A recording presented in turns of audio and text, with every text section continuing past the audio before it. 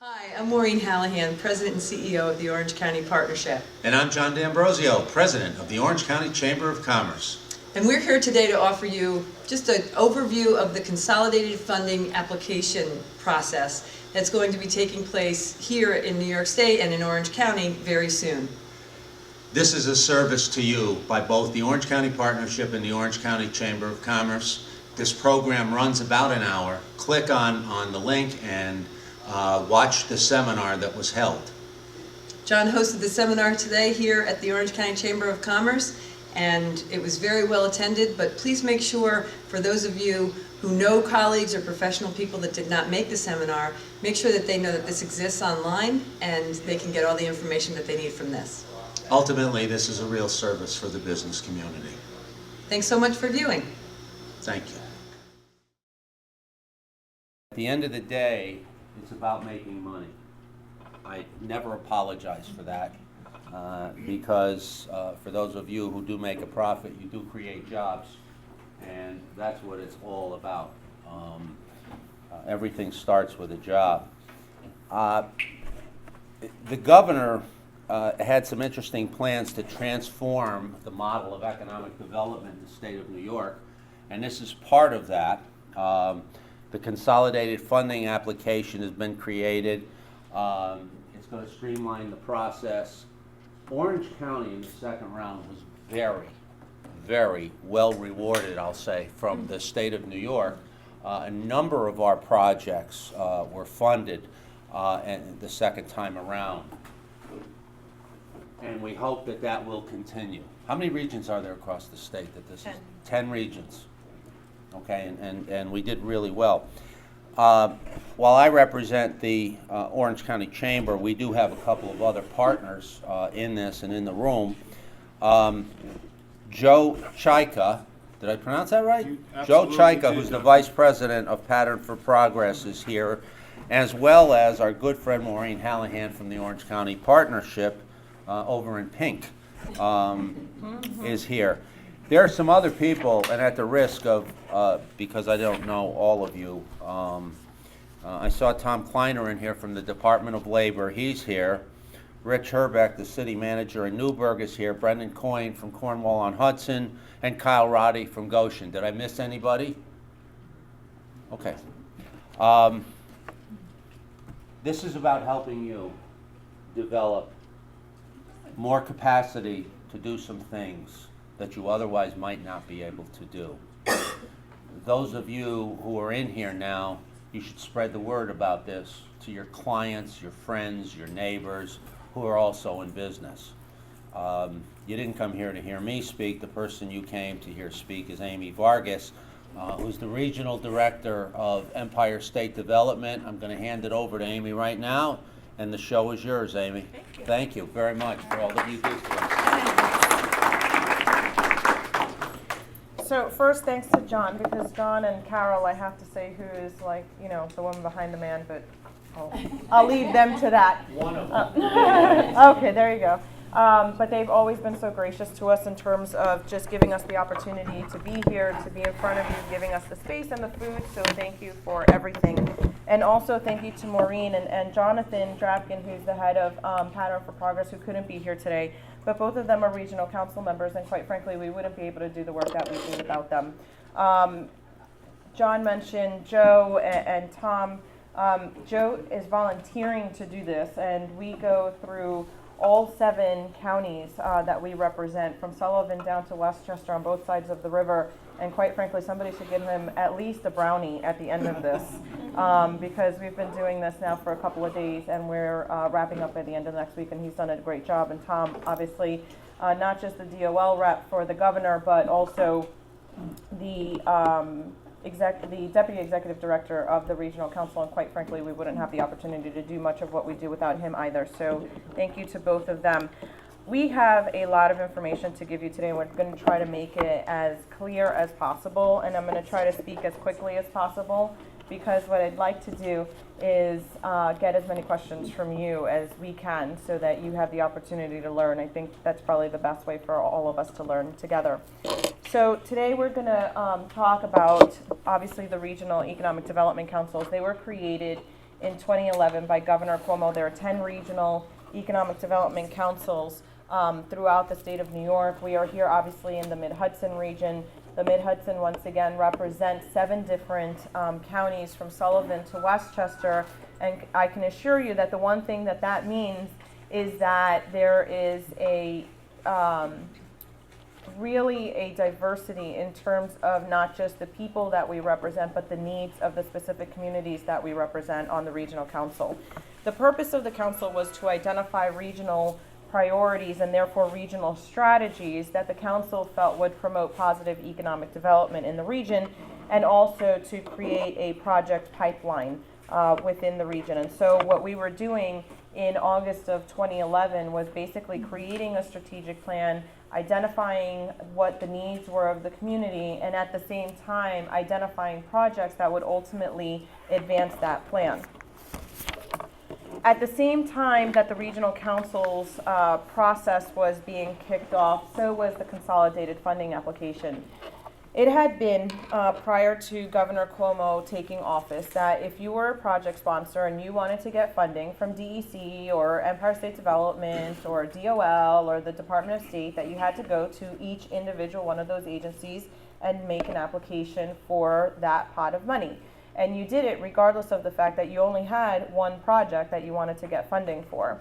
What the governor decided to do, and much to his credit, was that he wanted to streamline all the funding requests. And what he wanted was to provide residents of the state of New York and businesses of the state of New York one website, one portal where you would have the opportunity to apply for your one project or maybe multiple projects, but you would apply as the one project sponsor to a number of different pots of funding through a number of different state agencies.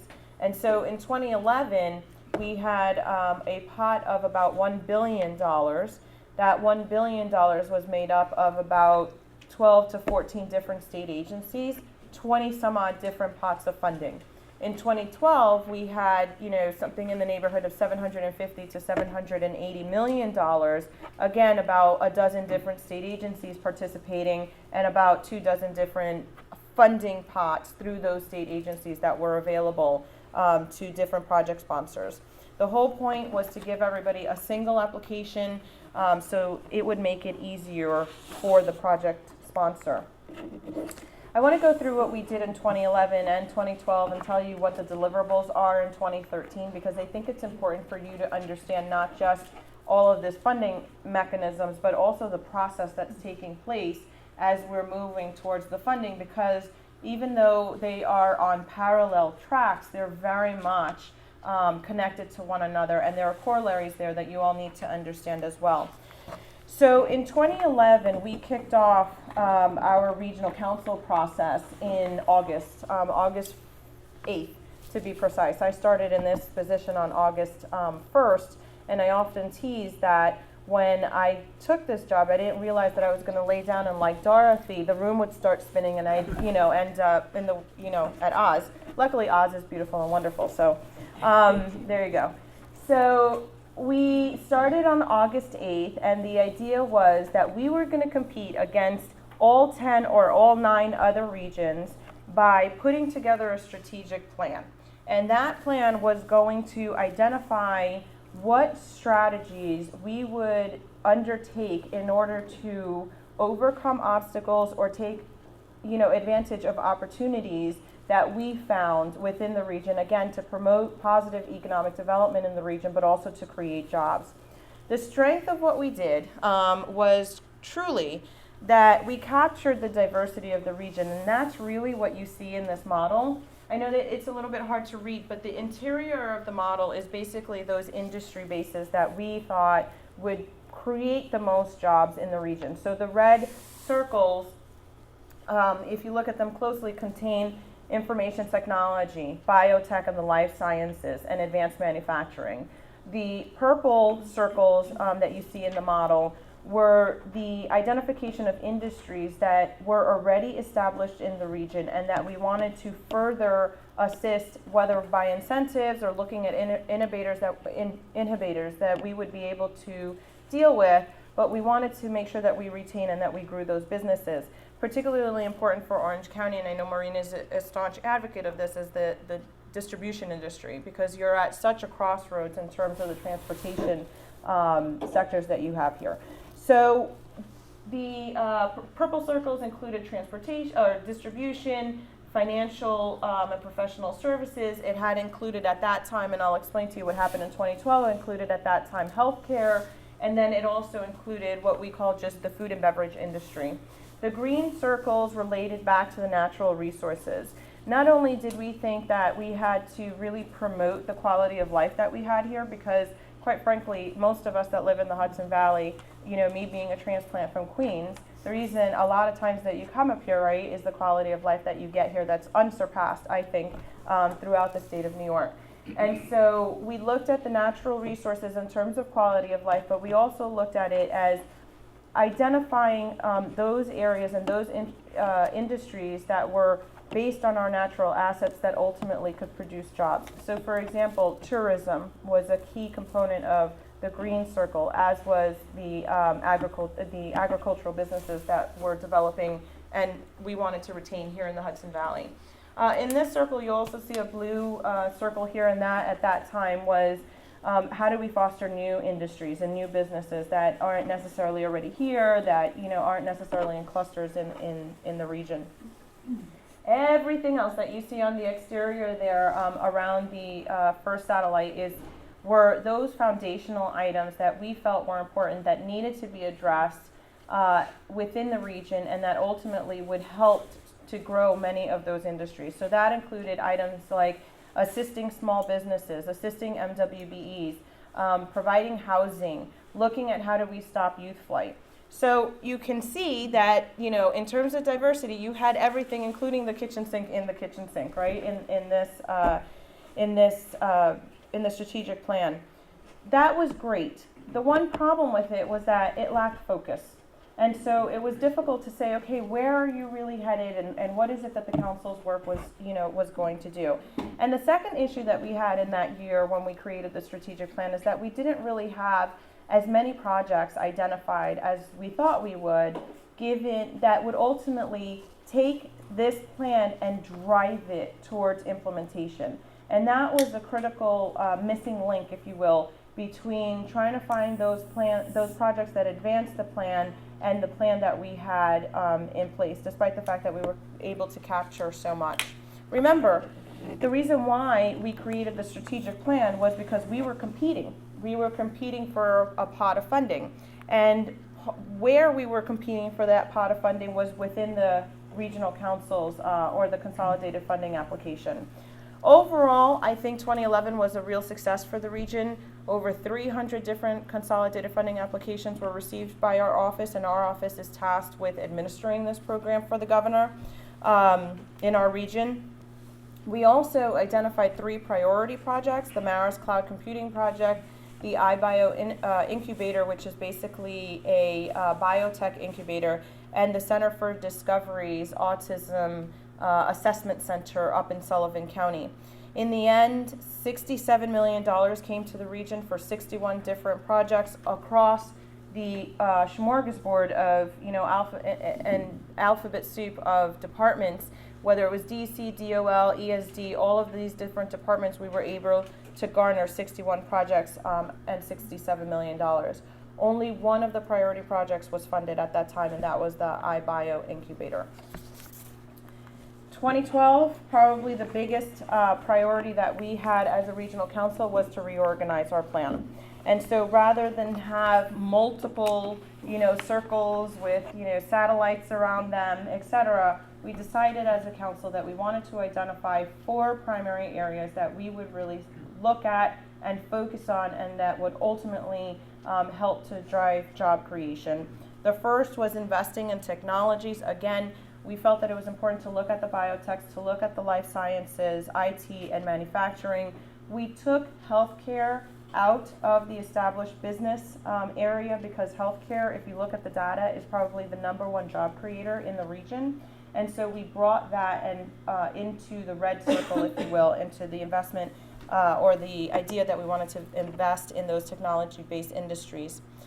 Secondly, we kept the purple circle, and we want to make sure that we retain and grow those businesses that are already here and those industries that are already here in the region. Again, distribution, financial professional services. This time we pulled out corporate food and beverages because we really do have very large corporate food and beverage manufacturers and distributors here in the region. And so we want to make sure that we retain those jobs ultimately, whether they're in Westchester or Sullivan. Leveraging our natural resources, really again, just a reorganization, re-encapsulation of what our natural assets circle was in 2011. It captures agriculture, it captures tourism, it captures waterfront development in terms of the different municipalities that go along the Hudson River. And then it also captures artisanal food and beverage, because we have a lot of niche food manufacturers that we wanted to make sure we captured in a particular space. The other thing that we did is that we looked at what was important in terms of the municipal centers. And so the brown circle really speaks to the revitalization of our communities, whether it's through infrastructure or housing or urban centers. And we have taken great care to make sure, and I hope that Rick doesn't get upset with me, but we've taken great care to make sure that this is not just about the cities, that this is about the towns, and that it's also about the villages and the way that we need to position ourselves in order to be able to assist all of our municipalities in pushing job creation and economic development in their areas. Not only did we reorganize the plan, but we also did something different last year as it pertains to the projects. And I'll explain this to you when I show you the grid on the priority projects. But ultimately, last year, what the council was able to do was identify 20 some odd different priority projects that truly were linked to the strategic plan itself. So we were able to separate each one of those circles in our progress report, which was competition number 2 in 2012. If you look at the appendix in the back, you'll see that each one of these is lined up, and right next to it are all of the projects that correlate back to those specific strategies. The result of doing that, of not only reorganizing the plan, but also creating those linkages between the projects that we supported as priority projects and the plan itself, is that we won the Best of Plan award on December 19th of last year. Why was this important to the entire region? It was important because ultimately this was about the funding.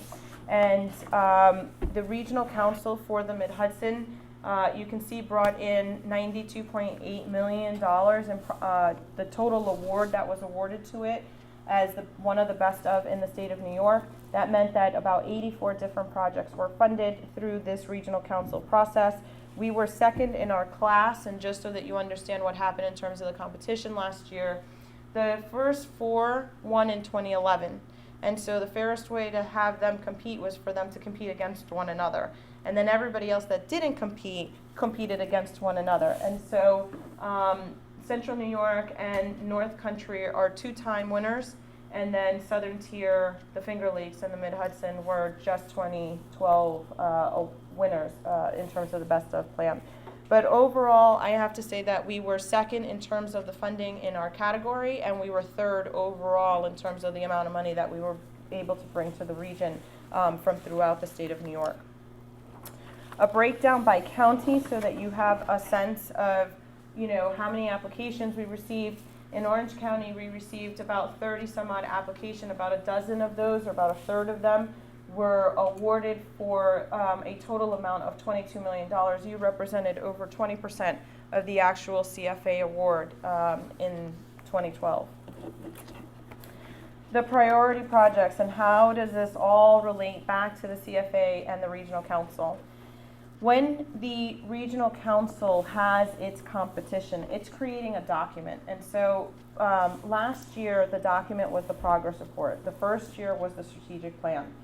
Last year's progress report, in addition to showing the reorganization of the strategic plan, in addition to showing how it was that we were progressing and advancing and implementing the plan, also identified those specific projects that would create jobs that related back to those circles, right, to those strategies and those goals of the regional council. The way that it works, so that you understand as clearly as possible, when you're doing this and you're submitting a consolidated funding application, what you're submitting is an application for funding.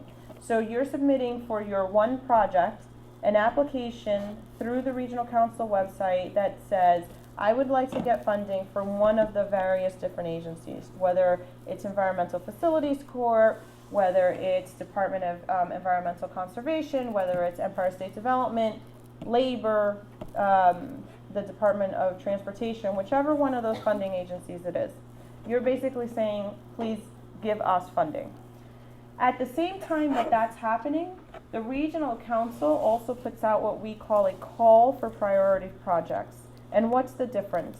The difference is that when you respond to the call for priority projects and you submit your application, what you're submitting for is the endorsement of the regional council so that your project is deemed a priority project. Why does that matter? It mattered last year because the way that the consolidated funding applications, all of them, regardless of whether you request for it to be considered a priority project or not, all of them are scored from 0 to 100.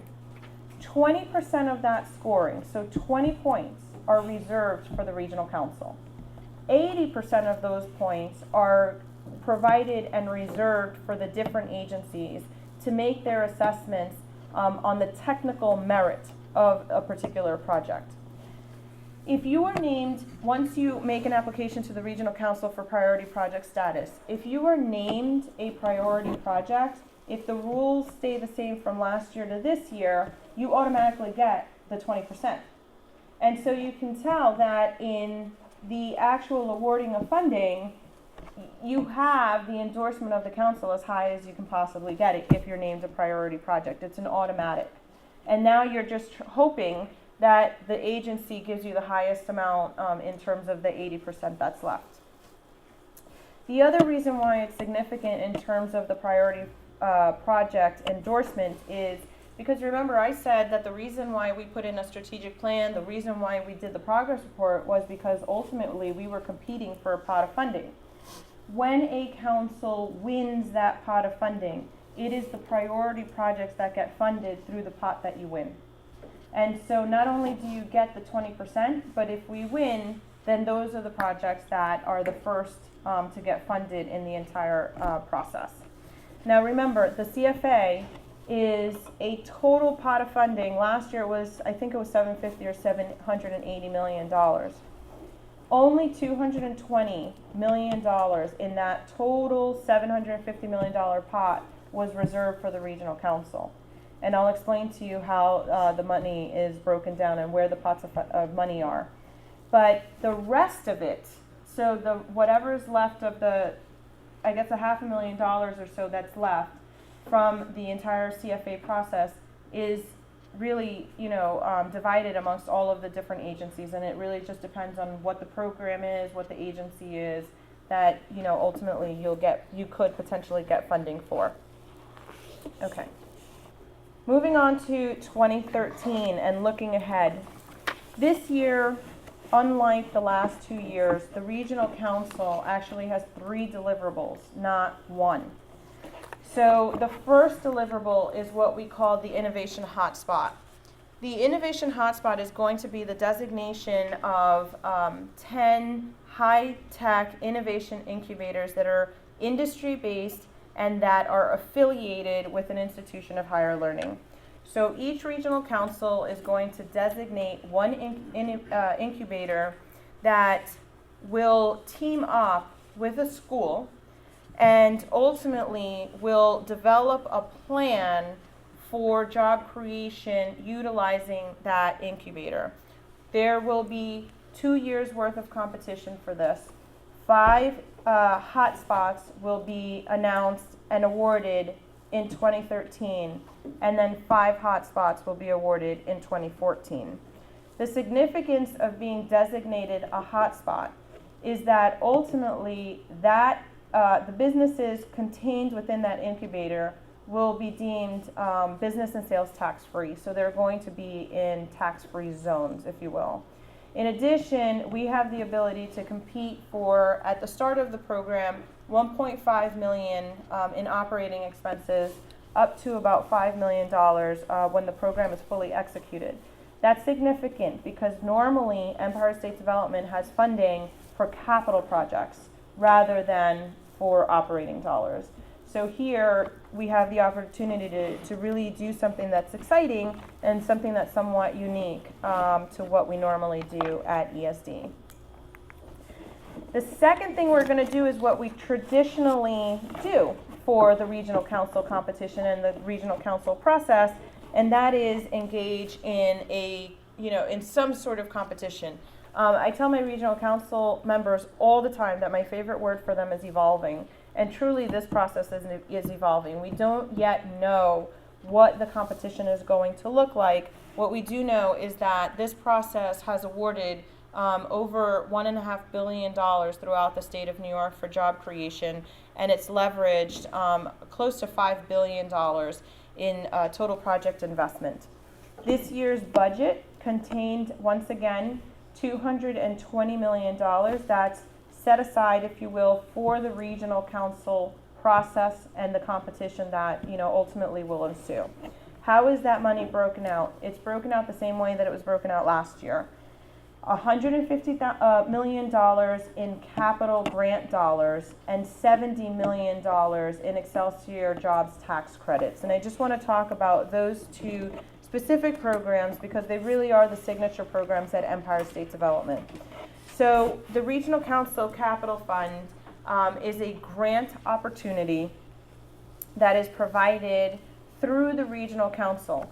This is where those priority projects get funded out of. This is the appropriation they get funded out of. Some other projects also get funded out of here, but if you do end up winning the competition, this is the primary source of that. So what can these funds be used for? The funds can be used for acquiring property, acquiring machinery and equipment. It can be used for remediation of a particular site. It could be used for renovations. It could be used to construct a new building. It could be used to purchase furniture, to purchase some sort of equipment.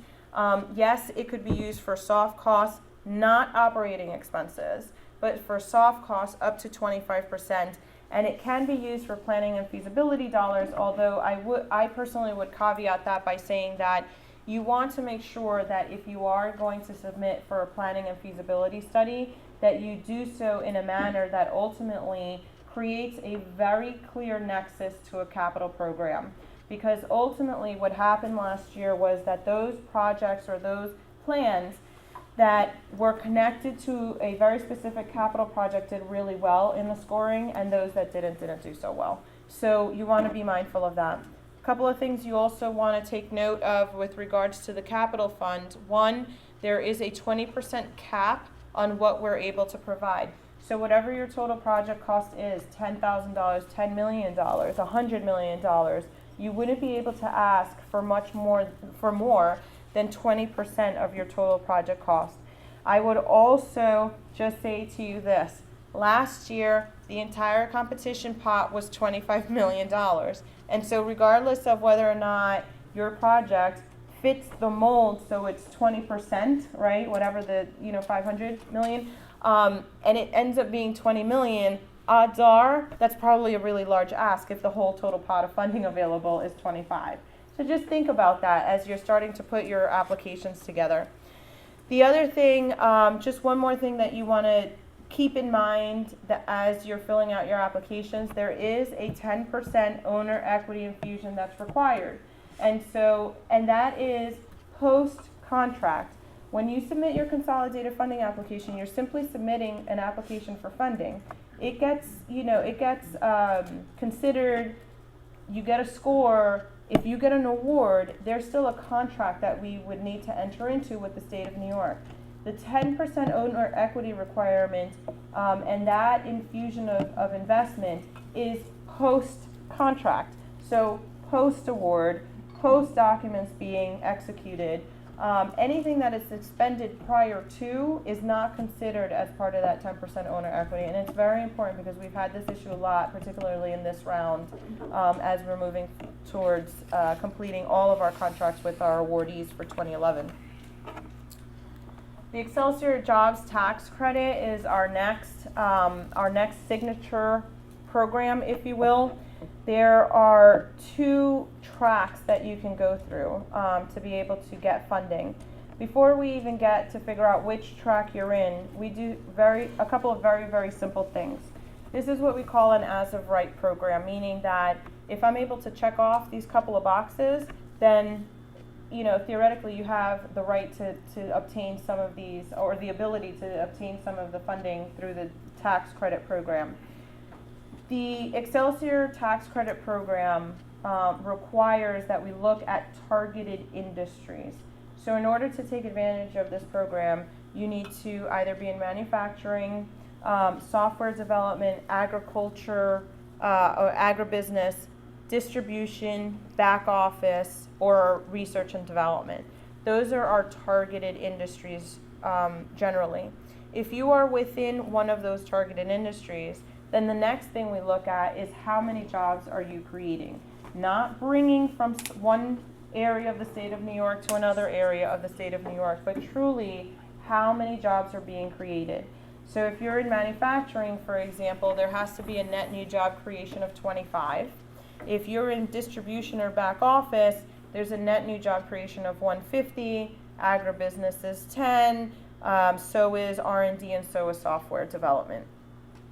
Once I know that you're in the targeted industries, once I know that you're creating the required number of jobs, then we're looking at your project within the jobs growth track, and what happens is ultimately we put all of that into a very brilliant calculator, and smarter people than I do that, and it comes back to us with some range of tax credits that we're able to provide a particular company. If you're a company that's already existing in the state of New York and you're within one of these targeted industries and you retain 50 jobs at least, then we're looking at this through the investment track. And what now we're looking at is the amount of money that you're going to be investing in the state of New York, theoretically, because you're expanding in some way, or at least retaining those jobs here in the state. Again, much smarter people than I put all of this information into into a calculator. The calculator then gives us back, there's a calculation that's made rather, and that gives us back some ideas of what a particular project would be able to garner in terms of the tax credits, and then we try to provide that to the individual companies. Even if you're not a for-profit entity that falls into this, and for this I really speak to the municipal leaders, you guys are getting these projects at the planning board stage. You're getting it when they come in and they want to be cited in your individual municipalities. If you have that type of situation and those folks are in need of some sort of financing, I would really encourage you to let us know, because we might be able to be of assistance to get that project moving, particularly if it has the support of the local municipality. Those are the 2 deliverables this year. The third deliverable is what we call the opportunity agenda. The governor in the State of the State and in his budget made very clear that he wanted to make sure that the successes of the regional council would be felt throughout the state of New York. And so this initiative requires the regional council to look at a distressed community. The distressed community ultimately will be defined depending upon issues like unemployment rates, the percentage of folks that live within the poverty level or under the poverty level, the percentage of individuals that are receiving public assistance. It will also take a look at issues within a particular community like security, workforce development obstacles, language barrier issues. The purpose of the opportunity agenda is for each regional council to identify one distressed community. Upon designating a particular distressed community, the regional council will then work with that community for the purposes of targeting state resources towards that community through the various agencies. In addition, this year's consolidated funding application will have additional resources that are geared towards the distressed community whose challenges the regional council will undertake. This is going to be a very, for me, I think it's an exciting program, but a rather challenging one, because within a distressed community wouldn't be a distressed community if they knew how to get out of it, right? So we have to kind of help to figure that out. But figuring out, perhaps a narrow challenge that the council can truly make a difference on, to me, I think is really quite exciting. Other quick areas of emphasis before I have Joe come up. The governor, and I keep meaning to add this, I want to talk about Path Through History as well. The governor has made it very, very clear that in addition to the regional council's work on economic development, that there are other focal points that he would like to see promoted and moved. In 2013, we had a huge and continue to have a very large legislative agenda that was presented during the State of the State. One of the things that he talked about in the State of the State was Market New York. Market New York is a marketing initiative that is intended to bolster tourism in the upstate communities. There are going to be two items that are born out of Market New York. One of them is the Taste of New York, which is an initiative where we provide New York State created and manufactured products at areas throughout the state, probably along the thruway system, and those products would be sold to the community tax-free. The idea there is not just to identify the products, but also to help in terms of the sale of those products. The other is a $5 million advertising competition. Regionalism is something that is very important to the governor, and so he's now looking at tourism and their marketing and advertising initiatives, particularly also through the I Love New York program, where we could create regional tourist-based advertising plans and compete for dollars to implement those plans. Not listed on here, but also worth mentioning is the Path Through History campaign or initiative. That initiative right now, essentially is looking to create a marketing plan to move it forward.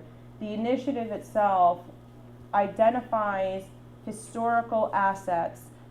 So in Newburgh, for example, Washington's headquarters is a key historical asset, and the idea would be to identify the asset, provide marketing for all of those historical assets within the region, and ultimately to create signage to drive people towards that particular tourist destination off of the thruway on state roads, so that folks, will actually visit more and that we are able to promote tourism to some of these important sites. The final thing that I want to mention, and I know that I've, sort of mentioned a lot of things, but this one is also important because there's funding behind this as well.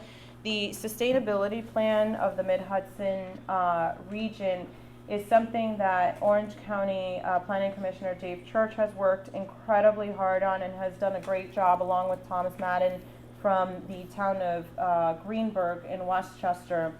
The sustainability plan is funded through NYSERDA for the Governor's Cleaner, Greener Communities program.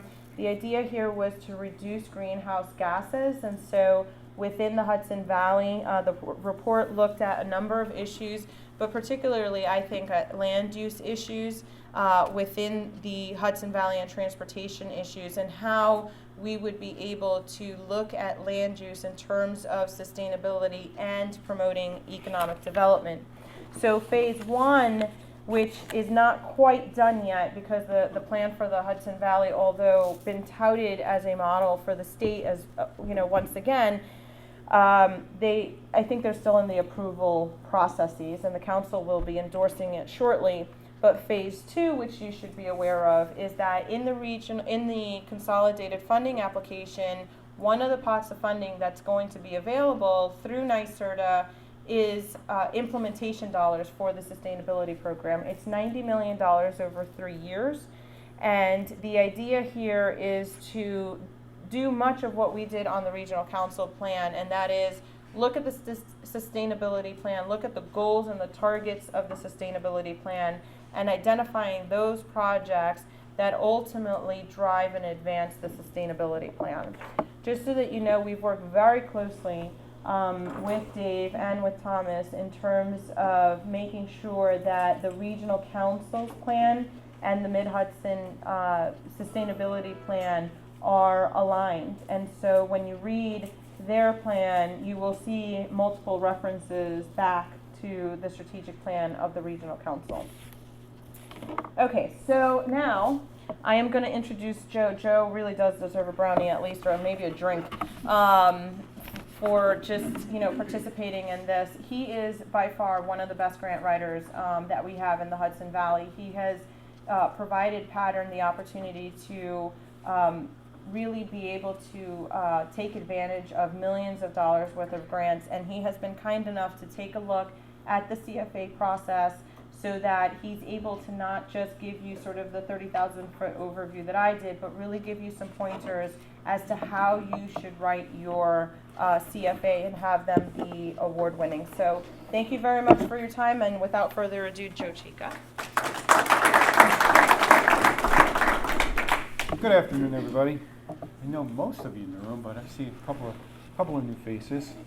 So I want to spend some time discussing the CFA process and also how demographics and statistics can help you shape your project and help you write your narratives in order to obtain some funding. A little guy's carrying a light bulb, so if you have a great idea, this is the place to use it. Consolidated funding application. 2013 will be different. The timing has not yet been announced. We're anticipating that the announcement will come out within a few weeks or so. Chances are it's going to be in May, and chances are it's going to be a 30 or 60-day turnaround. Last year, I believe it was a 60-day turnaround, and they were due in July. Anticipate about the same, but pay attention. And start your, thinking of your ideas and projects now. Don't wait till the last minute. This is a list, actually, of available resources from the 2012 CFA. And again, there's no guarantee that all of those will remain exactly the same. We're anticipating something about the same. Amy mentioned the sustainability plans a few moments ago. And again, that is up to $90 million for the state, and that's going to be over a 3-year period. That's going to be added to the pot, and we're anticipating about $3 million available for the projects per year in each of the region. Not quite sure if we can go over the 3, under the 3. Those are about averages, but more to come on that information over the next couple of weeks. Again, the scoring. Last year, the Regional Council made a concentrated effort to find and fund the high priority projects that met with the region's strategic plan. It is likely the Council is going to do the same again this year. Regional Council will score, again, 20% of your application, 20% of the points of your application using the endorsement standards as their guide, and the total application of 100 points will be broken down into the other component of 80%, which is the state agency technical review. So it's critical when you're looking through the CFA application, understand what the other state agencies are, what their goals and objectives are, and how your project fits in with those goals and objectives. 80% is a big chunk, so you want to make sure that you maximize those 80 points. The Regional Council statewide endorsement standards. Those are the standards. There's 5 levels. They range from 0 points all the way up to 20 points. The highest priority is the proposal is identified as a priority project by the Regional Council. And then there's some in between. So you can get a maximum of 20, but you can get 5, 10, or 15 as well. So make sure that your project meets all of the endorsement standards. So, priority project scoring criteria. There are 5 elements. We're going to go through each one. Advance the Council's economic development plan. Provide a positive economic benefit.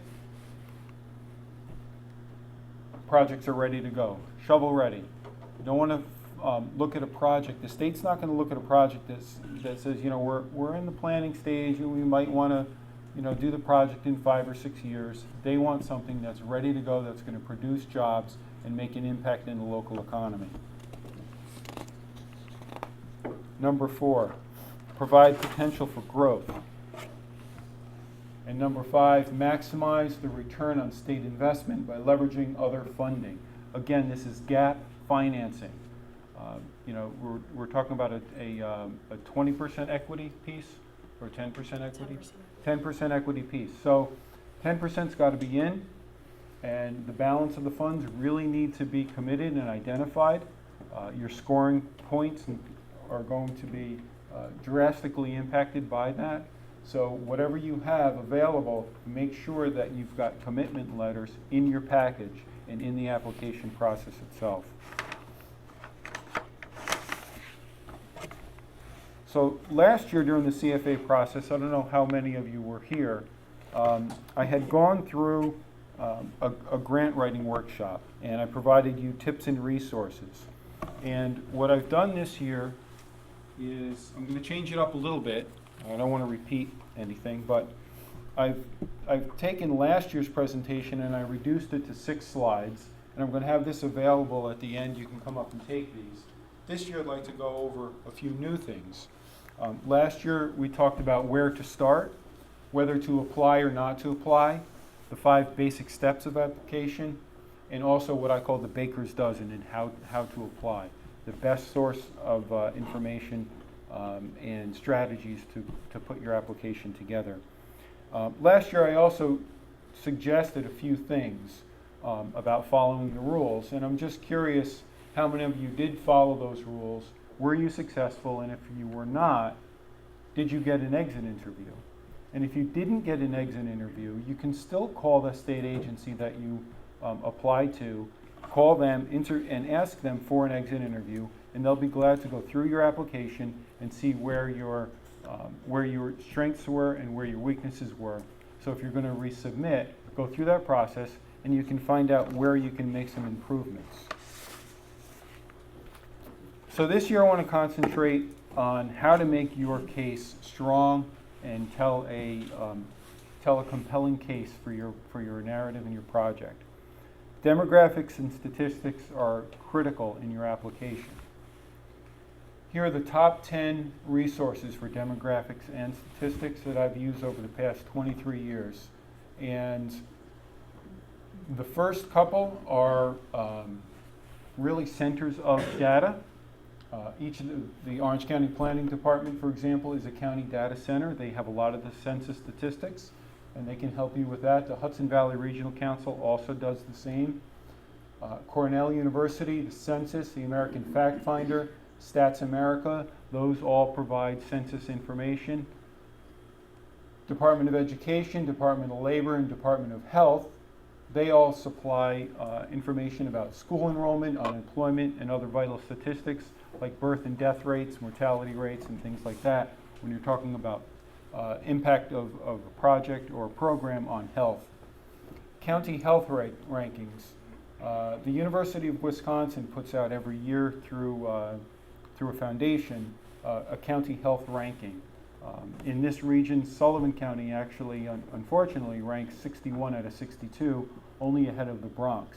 Putnam County is either first or fourth in the state. That information can be used again within your narrative to help support your case. And lastly, the U.S. Bureau of Economic Analysis, they provide a lot of very, very good economic detail and statistics.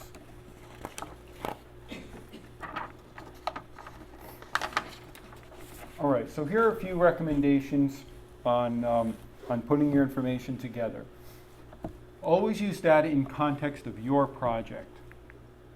Provide appropriate trends in comparison. Make sure you're comparing apples and apples and oranges to oranges. Recognize that data does have limitation and compensate where you must. Use data to set the stage, set the foundation for your narrative.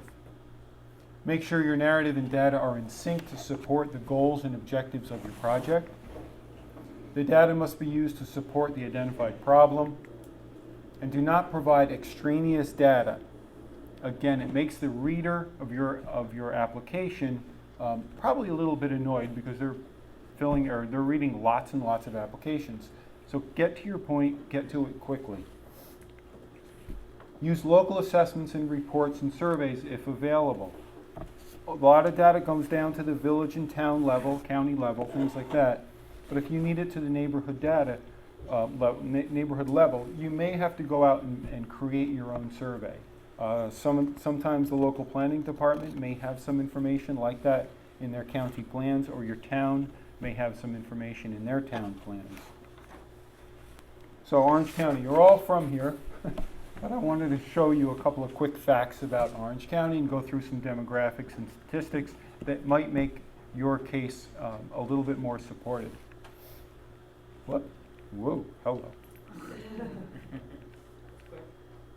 I'm done. Okay. Basic facts and figures. Number of cities, there's 3. Towns, there's 20. Villages, there's 19. And you have 16 school districts. The county's about 816 square miles. The fair market rent, which is published annually by HUD, is $1,211 for a 2-bedroom unit. Your HUD area median income is $85,800. The mean renter wage rate, which is a number put out by National Low Income Housing Coalition in a study called Out of Reach, that is $9.91. That's the mean wage rate of a renter in Orange County. The living wage rate, however, is $23.29. That means you have to earn $23.29 in order to afford a 2-bedroom unit. And the February unemployment rate was 8.6%. Your estimated population from 2012 is 374.5, which represents about 1/3 growth projected over the next 10 years. So Orange County is not growing right now. It's kind of at a stalled position. Housing market, residential sales. The real estate market has suffered obviously a very, very deep wound from the housing market and crash over the past few years. The peak was in 2007 at $322,000, and by the end of 2012, the values were down to about $237,450. That's almost an $85,000 decline. You lost about 1/4 of the value of homes. That has happened all over the country, obviously all over the state. The foreclosure ratings, you can see foreclosures have increased over the past 7 months. From August of 2012, you've gone from about 2,000 up to almost 2,600. It's about a 30% increase. Again, these types of stats can help in your narrative and support your case. Poverty and income. Clearly, you can see the poverty stats for the 3 cities is higher than in the surrounding towns and villages, and the median income holds the same. Median income is a little bit lower in the cities and higher out in the suburbs. Again, this information can be used, although it's at the county level, down to the town level. Sometimes you can get it into the village level and block group level as well. But that can be used to support your case. Another good measure of poverty and income is looking at what is called the free and reduced lunch in school districts. And if you look at all of the school districts in Orange County, you can see the trend from 2006 to 2010, and the 2011 will be coming out momentarily. But you can see the trend is upward. So poverty is increasing and income is declining. School district statistics. This is kind of an interesting chart. Last year, we ran a report on closing of schools. We found about 25 schools in the Hudson Valley that have closed its doors over the past few years because of declining enrollment. If you look at these figures, and again, the projections are produced by Cornell University, and we take great stock in those projections. They're pretty accurate. They have been pretty accurate. But if you look at the peak enrollment for many of the school districts to 2010 to the projection of 2020, you'll see drastic declines in the school enrollment. Hence, more schools are closing. So that has a huge, huge impact on community, has a huge impact on the economy. But you might be able to use this data for supporting your project and your narrative. there were only 4 districts in the county, Chester, Middletown, Cornwall, and Goshen, that actually had a slight increase in population.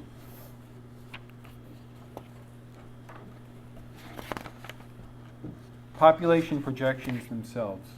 We've been analyzing this data for quite some time now. The population statistics is broken down by what we call age cohort. You'll see the age cohorts all the way on the left side, 0 to 19, so on and so forth. And the projections go over time. So you start out with your baseline of 2010, and you can go into projections, again produced by Cornell University, to 2020, 2030, and 2040. And then the last column shows your percentage change. And clearly you can see that the aging population in Orange County, as it is everywhere, is drastically increasing. In fact, if you were to add the 65 and over population together and compare that to the base population, the statistic, I believe, is 83% of the overall growth in Orange County over the next 30 years will be that age cohort. Again, this has drastic impacts on the economy, on the labor market, on healthcare, and clearly on housing. On the other end of the spectrum, or the other end of the age groups, you'll see not necessarily a decline by 2040 for the 0 to 19 or the 20 to 34, but the increases are substantially less. And again, that will have an impact, especially when you're combining that with the decrease in school enrollment and some of the poverty numbers that you've seen. But utilize this data in your narratives to support your project. It's not a doomsday message, it's just the point that you can utilize this information to support your project. And that's just graphically another way of showing, instead of a chart, you could show your reviewer a line chart instead of just the pure numbers. And you can see, if a reader were to see this, you can see the drastic swings. And it's graphically, it tells a story very, very quickly. That's all I've got to say about demographics and statistics for today and about grant writing. And I think what we want to do now is open it up for discussion.